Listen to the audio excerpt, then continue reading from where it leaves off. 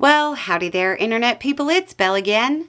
So today, we're going to talk about COP29, drama, money, and an agreement, finally.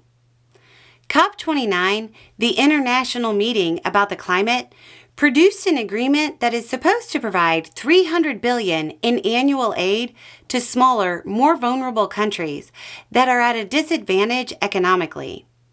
But getting the agreement wasn't easy, and it involved some political theatrics during the negotiations.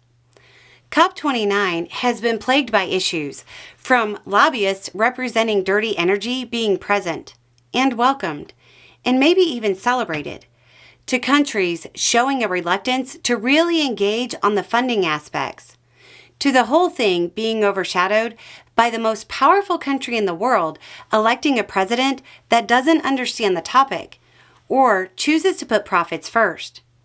Either way, it's been a mess. This year's climate meeting was supposed to be all about the Benjamins and figuring out how to pay for some of the immediate challenges. Economists said it would take about $1.3 trillion. They came up with $300 billion, which is obviously not the amount needed, but even that was hard to come by.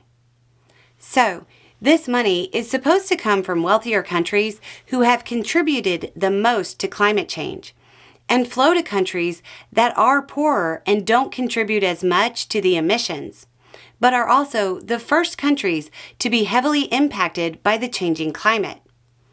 The current and projected economic situation led wealthier countries to be even less willing than normal to pay for the damage being caused by their unwillingness to quickly transition.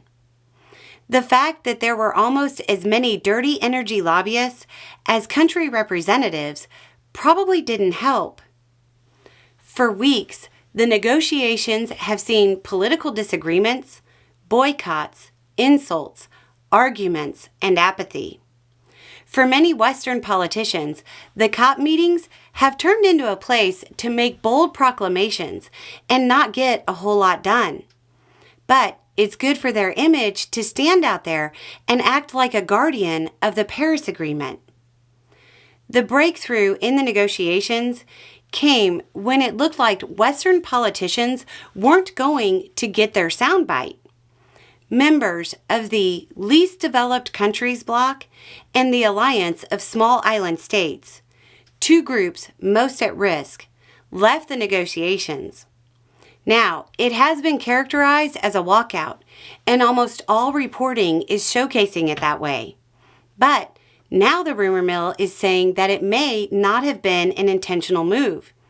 It seems that they may have wanted to speak amongst themselves and simply not engage with a rough draft of a deal that was not something they were going to sign on to.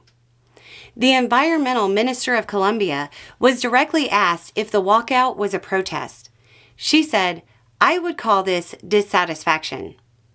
So it's unclear if the move was intentional, but either way, faced with the prospect of not getting buy-in from the countries most in need, which would deny politicians representing rich countries their moment in the sun, suddenly there was a break in negotiations.